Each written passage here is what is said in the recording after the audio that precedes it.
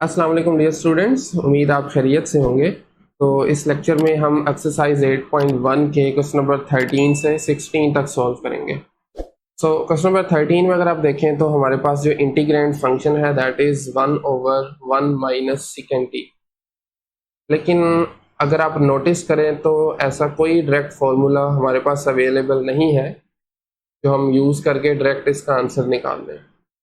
तो इस केस में अगेन एक से ज़्यादा तरीके हैं, बट हम इसको रैशनलाइज कर सकते हैं। अच्छा, रैशनलाइजेशन का मतलब ये होता है कि आपने ये जो डिनोमिनेटर में टर्म है ना, इसका दरमियान वाला साइन चेंज करें, मल्टीप्लाई और डिवाइड करें। ऑल दो ट्रिग्नोमेट्री के लिए रैशनलाइजेशन की जो वर्ड है ये सूटेबल ज़्यादा नहीं है, लेकिन चले है। आप यूँ कह सकते हैं कि 1 प्लस सेकेंड टी से मल्टीप्लाई और डिवाइड करें, कुछ इस तरह से।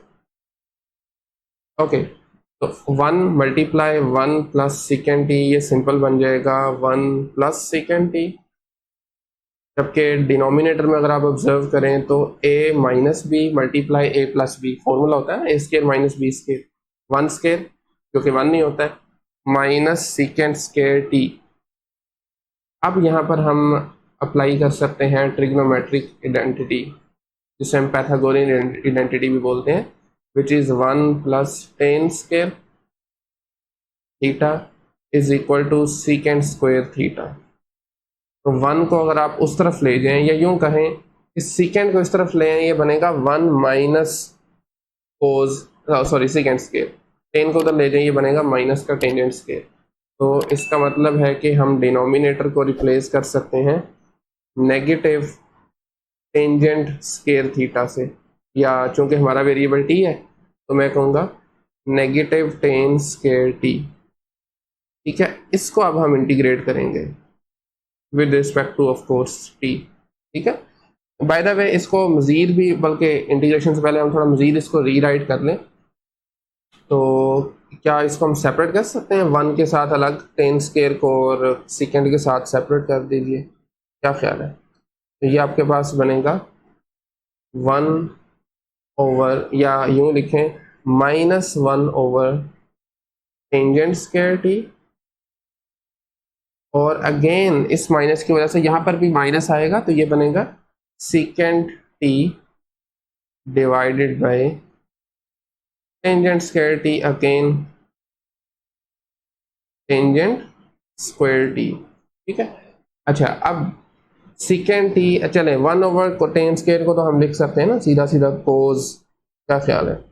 जबकि अगर हम बात करें इसकी second T over ten square की, तो इसको भी हम इस तरीके से लिख सकते हैं, it can be written as negative cot square t. जबकि यहाँ पर अगर आप देखें तो अगेन सेकेंड को मैं लिख दूंगा 1 ओवर कोस, जबकि यहाँ पर अगर आप देखें तो टेन स्केयर को हम लिख सकते हैं cos square over sine square, कुछ इस तरीके से, cos square over sine square T. जरी बात है, कोस और कोस एक पावर आपस में कैंसिल हो जाएगी, तो फर्दर सिंप्लीफाई होके ये चीज़ आपके पास बनेगी माइनस कोस टी। जबकि डिनोमिनेटर में हमारे पास है साइन स्क्वायर, उसको फिलहाल नीचे ही लिखा रहने दें, cos T over sine square T लें। अब आपका फंक्शन जो है ना वो एग्जैक्टली सिंप्लीफाई हो चुका है, and this all equal to 1 over 1 minus sec t. अब हम इसको इंटीग्रेट करेंगे। ठीक है, तो ऑफ कोर्स दोनों साइड पे, अरे काम कीजिए माइनस से ना, ये जो कॉमन है या बल्कि अंदर ही रहने दें इसको, ये काम आएगा हमारे। So minus cot square T minus cos T over sine square T. ठीक है, एंड ऑफ कोर्स दोनों पे सेपरेटली अप्लाई होगा, मतलब इंटीग्रेशन जो है वो, तो पहले हम इंटीग्रेट कर देंगे इसको कोट स्क्वायर को, integration of negative cot square t d t, and then minus sine को ऊपर लेके जा रहा हो तो साइन की पावर 2 की बजाय -2 बन जाएगी, तो ये बनेगा आपके पास sine T to the power of -2, along with cos t dt। अब अगर आपको याद हो तो कोट स्क्वायर टी ये किसका हमारे पास डेरिवेटिव होता है? किसी का भी डेरिवेटिव नहीं है ना, डायरेक्टली हम इसको डिफ्रेंशिएट नहीं कर सकते। तो इसका मतलब है फर्दर हमें इसको थोड़ा सिंप्लीफाई करना होगा। तो हम यहाँ पर फिर से क्या यूज़ करेंगे? Pythagorean identity, 1 plus cot square is equal to, आपके पास फॉर्मूला होता है कोसेक स्क्वायर वाला, वो यूज़ करेंगे। तो कोट स्क्वायर टी को मैं रिप्लेस कर सकता हूँ, या आप यूँ कहें कि माइनस कोट स्क्वायर को मैं रिप्लेस कर सकता हूँ 1 माइनस कोसेक स्क्वायर से, cosec square t d T. और यहाँ पर साइन का डेरिवेटिव कोस मौजूद है साथ, तो यहाँ पर पावर रूल लगा देंगे। साइन टी की पावर में एक ऐड कीजिए और इसी नंबर से नीचे डिवाइड कर दें, -2 + 1। ठीक है, और यहाँ पर देखें 1 का इंटेग्रल होगा टी, नेगेटिव कोस स्क्वायर का जो इंटीग्रेशन होगी ये होगी कोट टी। क्यों? क्योंकि कोट का डेरिवेटिव होता है नेगेटिव कोस स्क्वायर, इस वजह से। और यहाँ पर -2 + 1 करेंगे, -1 आएगा, साइन टी की पावर -1, और ये नीचे भी -1 है, ऊपर ये भी माइनस है, तो एक चीज़ तो क्लियर है कि ये प्लस हो जाएगा। बाकी बनेगा साइन टी की पावर -1 प्लस इंटीग्रेशन कांस्टेंट सी। अब ये साइन टी की पावर -1 है, साइन इनवर्स टी हरगिज नहीं है, ये दो डिफरेंट हैं। तो साइन टी की पावर -1 बराबर होता है कोसेक के। तो फाइनली हमारा जो आंसर आएगा that would be T plus cot T plus cosec T plus integration constant C. ले जी, दिस इज द आंसर। इस तरीके से आपको इंटीग्रेट करना है क्वेश्चन नंबर 13 में। क्वेश्चन नंबर 14 को देखें तो इसमें छोटी सी प्रॉब्लम ये है कि एंगल्स डिफरेंट हैं। एक आपके पास है टी और दूसरा है 3t। तो इसका भी कोई इशू नहीं है, हम साइन 3t को पहले एक्सपेंड करते हैं ज़रा। क्या इसको मैं लिख सकता हूँ 2 + 1 साइन 2t + t लिखा जा सकता है ना। और अब आपके पास वो फॉर्मूला अगर आपको याद हो, साइन अल्फा प्लस बीटा करके आपने याद किया होगा, विच इज़, यानी इसको एक्सपेंड करें तो ये होता है sine 2t cos t plus cos 2t sine t। ठीक है, अब ये जस्ट साइन 3t है, बट हमारे केस में है cosec t along with this. तो आप इसको दोनों तरफ जरा कोसेक से मल्टीप्लाई करवा दें। मैं कोसेक की बजाय ना 1/sin करूंगा इसको, इसकी वजह भी बताता हूँ आपको। कोसेक 1/sin ही होता है ना, तो इसको डिवाइड में साइन t लिख दें। सिमिलरली इसकी जो राइट साइड है वहाँ पर भी 1/sin t, और ये देखें ये साइन 2t है, डबल एंगल फॉर्मूला, ये बराबर होता है sine 2t 2 sin t cos t के, और एक cos t ऑलरेडी मौजूद है हमारे पास। जबकि यहाँ पर देखें तो it is cos 2t sin t। अब देखें जरा, ये साइन 1/sin है, ये दोनों से मल्टीप्लाई हो रहा है ना, तो डायरेक्टली अगर मैं करूँ तो ये दोनों साइंस के साथ कैंसिल हो जाएगा। जब आप अलग अलग डिवाइड करेंगे तो दोनों के साथ ये डिवाइड हो जाएगा। तो आपके पास बचेगा यहाँ से cos स्क्वायर t, क्या ख्याल है, बल्कि 2 cos स्क्वायर t। जबकि दूसरी टर्म को देखें तो यहाँ पर बचा cos 2t, cos 2t, cos t 2t को तो हम इंटीग्रेट कर सकते हैं, बट प्रॉब्लम ये है हमारे पास इसके साथ, ये जो 2 cos स्क्वायर t है ना, दिस इज द प्रॉब्लम। अच्छा, अब इसको हल करने के लिए हम इसको कर सकते हैं, अगर हम cos स्क्वायर t को किसी तरीके से एक्सपेंड करने में कामयाब हो जाते हैं तो बिल्कुल हम इसको इंटीग्रेट कर सकते हैं। cos स्क्वायर t के लिए बहुत से फार्मूलाज अवेलेबल हैं, आप चाहें तो डबल एंगल यूज़ कर लें। मैं लिख देता हूँ यहाँ पर, cos स्क्वायर t बराबर होगा 1 + cos 2t डिवाइडेड बाई 2 के। ठीक है, this is the double angle कह लें इसको। ठीक है, तो cos स्क्वायर t, अच्छा यहाँ पर है 2 cos स्क्वायर t, तो इस 2 को जरा इधर ले आए। सो 2 cos स्क्वायर t की जगह मैं लिख सकता हूँ 1 + cos 2t। 1 plus cos 2t, और एक 1 plus cos 2t already available है, तो अल्टीमेटली ये चीज़ बन जाएगी 1 प्लस 2 टाइम्स कोस 2t। लें जी, हमारा ओरिजिनल जो फंक्शन था इंटीग्रैंड वो था कोसेक t साइन 3t। मैं लिख देता हूँ कोसेक t साइन 3t। तो सिंप्लीफाई करने के बाद ये राइट साइड आ गई है। अब हम इसको इंटीग्रेट करेंगे एंड इसको इजीली किया जा सकता है 1 प्लस 2 कोस 2t। 1 की इंटीग्रेशन आप जानते हैं, that is simply variable of integration which is t। 2 cos 2t, अगर आप चाहें तो इस पर सब्स्टिट्यूशन भी अप्लाई कर सकते हैं, अदरवाइज आप डायरेक्टली भी इसको कर सकते हैं। cos पर या साइन पर या बाकी के जो फंक्शंस हैं उन पे हम ट्रिग्नोमेट्रिक रूल तब अप्लाई करेंगे जब एंगल का डेरिवेटिव साथ मौजूद हो। तो एंगल इज 2t, डेरिवेटिव बनेगा 2, वो साथ पड़ा हुआ है। अब हम cos 2t को डायरेक्टली इंटीग्रेट कर सकते हैं। तो इसकी हमारे पास जो इंटीग्रेशन होती है that is sine 2t, simple sine 2t।